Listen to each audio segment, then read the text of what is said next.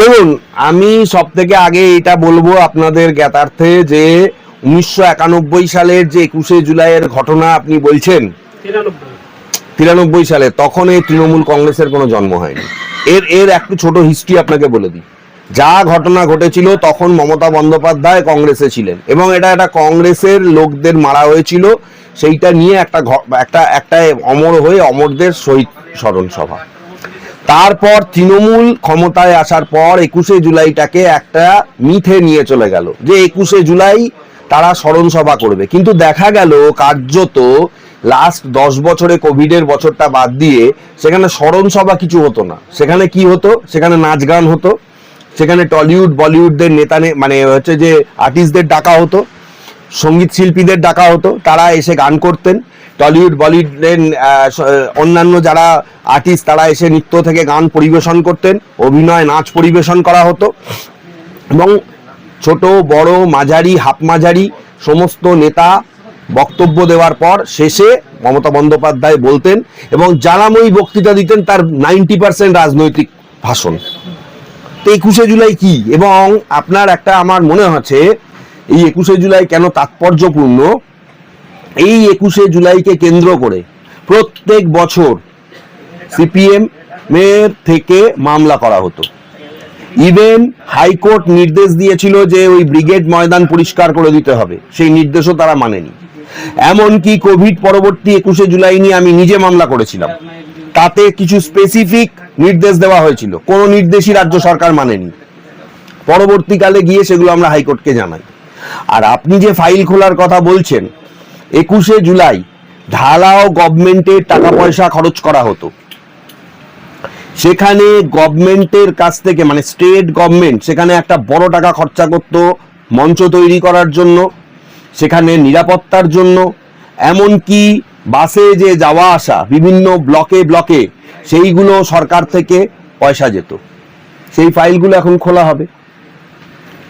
আর এই যে কোটি কোটি টাকা খরচা করা হতো, হাওড়া শিয়ালদা স্টেশনে তাদের আলাদা করে থাকার ব্যবস্থা, অন্যান্য পয়েন্টগুলোতে তাদের হচ্ছে যে রিসিভ করার ব্যবস্থা, রাত্রির বেলা খাওয়া দাওয়ার ব্যবস্থা, এতে প্রত্যেক বছর কয়েক কোটি টাকা করে খরচা হয়েছে, কয়েকশো কোটি টাকা খরচা হয়েছে। শুভেন্দু অধিকারী বলছেন, মুখ্যমন্ত্রী তিনি বলছেন যে আমফান সহ এইসব ফাইলগুলো আমরা খুলব। আমফান তো একটা বড় ইস্যু, উনি বলেছেন, আমি খুব খুশি হয়েছি। আমফান কেন বড় ইস্যু, আমি বারবার করে আপনাদেরকে আমি বলেছিলাম, মিডিয়াকে বলেছিলাম যে এদের কত বড় চিটিংবাজি। আমফান যেদিন হয়েছিল 2020 সালে, প্রধানমন্ত্রী তার এক সপ্তাহ পরে এসে বন্যা দুর্গতদের জন্য 1000 কোটি টাকা দিয়েছিলেন। তখন নরেন্দ্র মোদী প্রধানমন্ত্রী ছিলেন, এই মমতা বন্দ্যোপাধ্যায় হচ্ছে মুখ্যমন্ত্রী ছিলেন রাজ্যের, এবং তারা পরিদর্শন করেছিলেন ওপরে প্লেন থেকে, হেলিকপ্টার থেকে, যে কিরকম কি অবস্থা, এবং 1000 কোটি টাকা দেওয়া হয়েছিল। তারপরে আমরা মামলা করি, মামলা করার বহু মামলা হয় হাইকোর্টে। আমার নিজের জনস্বার্থ মামলা, আমার মামলায় আমার এখনো মনে আছে প্রায় 500 জনের কাছাকাছি, 500 জন বলছি, প্রায় 4500 লোকের কাছাকাছি তারা অ্যাডেড পার্টি হয় আমাদের হাইকোর্টে। ক্যান অ্যাপ্লিকেশন করে অ্যাডেড পার্টি হয় যে তারা কিছু পায়নি। এই মামলা করার জন্য আমার একজন কলিগ, আপনাকে আমি বলেছিলাম যে নূর ইসলাম, ওর বাবাকে রীতিমতো থ্রেট করা হয়, কারণ তিনি ছিলেন প্রিন্সিপাল পিটিশনার এই মামলায়।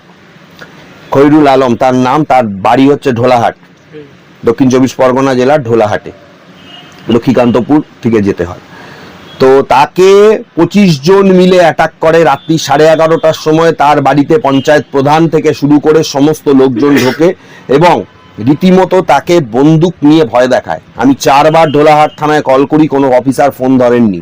অত রাতে একজন আপনাদের সাংবাদিক বন্ধু রাত্রির 12টার পরে যান, তার খবর করেন। পরের দিন আপনারা সবাই সেখানে গিয়ে খবর করেন, এবং তাদেরও কারণ ওইটাই ছিল যে হাইকোর্ট থেকে মামলা তুলে নিতে হবে।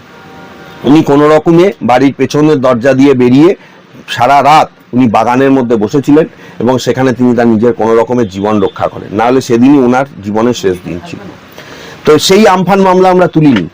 তারপরে সেই মামলায় 4500 লোক আসে, বহু মানুষকেই আমরা মানে মামলার মাধ্যমে টাকা পয়সা, যাতে আমফানের তাদের যে ক্ষতি অনুযায়ী টাকা দেওয়ার যে প্রভিশন, সেটা আমরা করতে পেরেছি। কিন্তু এই মামলায় প্রথম মিথ্যে কথা বলেছিল রাজ্য সরকার যে ওই 1000 কোটির পর কোনো টাকা পয়সা দেওয়া হয়নি। কিন্তু বারবার এফিডেভিট হাইকোর্ট চাওয়াতে আমাদের মামলার এতে আমার বলতে বাধ্য হচ্ছি, ওর পরেও 1200 কোটি টাকা, ওই 1000 কোটি টাকার পর 1200 থেকে 1400 কোটি টাকা কেন্দ্রীয় সরকার যে দিয়েছে সেইটা রাজ্য সরকার প্রকাশ করতে বাধ্য হয় হাইকোর্টে। এবং আমি একটা সোর্স মারফত জানতে পারি সেই সময় 2021 সালে সামনে যেহেতু ভোট, মমতা বন্দ্যোপাধ্যায় এবং অভিষেক বন্দ্যোপাধ্যায়ের একটা চাল ছিল যে পরের ওই 1200 কোটি টাকা 1 টাকাও কোনো দুর্গত মানুষকে দেওয়ার দরকার নেই, পুরো টাকাটা সাইফোনিং করে বিধানসভা ভোটে তৃণমূল খরচ করবে নিজেদের প্রচার করার জন্য। যার জন্য এই মামলা করার সময় অনেক রকম অনেক বাধা বিপত্তির সম্মুখীনও আমাকে হতে হয়েছিল। এবং শুনতে অবাক লাগে, কম্পট্রার অডিটর জেনারেল অফ ইন্ডিয়া তাকে ইনভেস্টিগেশনের জন্য হাইকোর্ট দায়িত্ব দিয়েছিল, তৎকালীন প্রধান বিচারপতির ডিভিশন বেঞ্চ।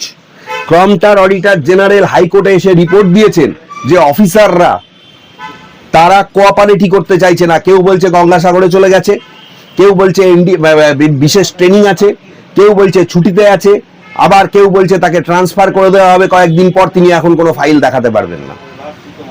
তো তারপরেও এই মামলা আমরা চালিয়ে যাই, আলটিমেটলি হাইকোর্ট থেকে অর্ডার পাই। আমি অত্যন্ত খুশি এই ফাইল যদি খোলে, যে সমস্ত মানুষরা টাকা পয়সা পায়নি, আমার মামলায় যে সমস্ত মানুষরা টাকা পয়সা পায়নি, আমি চাইবো তারা টাকা পয়সাগুলো পেয়ে যাক, কারণ তাদের তো জেনুইন ক্ষতি হয়েছিল। সরকার সেই টাকাটা বিডিও অফিসের মাধ্যমে পুরোটাই আত্মসাৎ করেছিল, বিভিন্ন বিডিও অফিসের মাধ্যমে, এবং বিডিওরা আমি বলছি নেতাদের উস্কানিতে এই টাকা সাইফোনিং করেছে। কয়েকটা বিডিওরও চাকরি যাওয়ার দরকার, বিশেষ করে প্রত্যন্ত অঞ্চলে যেখানে মানুষ অ্যাপ্লিকেশন করেও টাকা পায়নি। এই যে মুখ্যমন্ত্রী একাধিক ফাইল খুলছে, অনেকে বলছে যে সারদা নারদার ফাইল কি খোলা হবে? হ্যাঁ, খুলতেই পারে, খুলুক না, অসুবিধা নেই তো কিছু। তবে সারদা নারদার ফাইল খুললে একটা বিষয় রয়েছে, কারণ হচ্ছে যে এইটা সুপ্রিম কোর্টে পেন্ডিং এখনো পর্যন্ত। সুপ্রিম কোর্টে মামলাও চলেছে, আপনার জনস্বার্থ মামলা হয়েছে, সেখানে এসএলপি হয়েছে সুপ্রিম কোর্টে। সুপ্রিম কোর্টের যে অর্ডার, সেই অর্ডার শিটে আমার ওখানে নামও আছে, কারণ আমি গেছিলাম সুপ্রিম কোর্টে সারদার মামলায়, এবং হাইকোর্টে আবার ফেরত দিয়েছিল মামলা, টাকা দেওয়ারও কথা হয়েছে। দেখা যাক না, গভর্নমেন্ট থেকে আপনাকে আমি বলি একটা প্রেসার ক্রিয়েট করা হয়েছিল। মূল ঘটনাটা কি হয়েছিল, যখন সুদীপ্ত সেন পালিয়ে গেল, তাকে পালাতে সাহায্য করেছিল কে? সুদীপ্ত সেন পালিয়ে গেছিল কাকে নিয়ে? তার একজন অফিসের এমপ্লয়ি, একজন মহিলা এমপ্লয়ি, হ্যাঁ, এবং আরেকজন লোককে নিয়ে সুদীপ্ত সেন পালিয়ে গেছিল। সুদীপ্ত সেনের সঙ্গে আমার মানে কি বলবো, এই একটা জায়গায় সুদীপ্ত সেনের সঙ্গে আমার কিছু একটা বিষয়, একটা কথা হয়েছিল, একটা আইনি পরামর্শের জন্য সুদীপ্ত সেন একবার আমাকে ডেকেছিলেন। তখনও তিনি এইভাবে মানে চিটফান্ড কাণ্ডের কিছু হননি, ঠিক আছে, কিন্তু লোকটার সঙ্গে কথা বলে আমার মনে হয়েছিল যে লোকটা একটা চিটিংবাজ, যার জন্য আমি পরবর্তীকালে তাকে কোনো এন্টারটেইন বা সেরকম ভাবে কোনো কিছু করিনি। কিন্তু আমি আপনাকে আজকে এই কথাটা কেন বলে ফেললাম, যে এর ইন্টেনশনটা ছিল, সুদীপ্ত সেনের ইন্টেনশনটা ছিল যে সুদীপ্ত সেন কি করবে, সুদীপ্ত সেন একটা ব্যবসা তৈরি করবে, এবং সেই ব্যবসাটা সুদীপ্ত সেন কি করতো জানেন? আমি আপনাকে আজকে বলছি, আপনি আজকে সারদার কথা যেহেতু বললেন, আমি আপনাকে কিছু পার্সোনাল এক্সপিরিয়েন্স আমি আপনাকে শেয়ার করছি, আপনার ইচ্ছা হলে এগুলো আপনি চালাতে পারেন।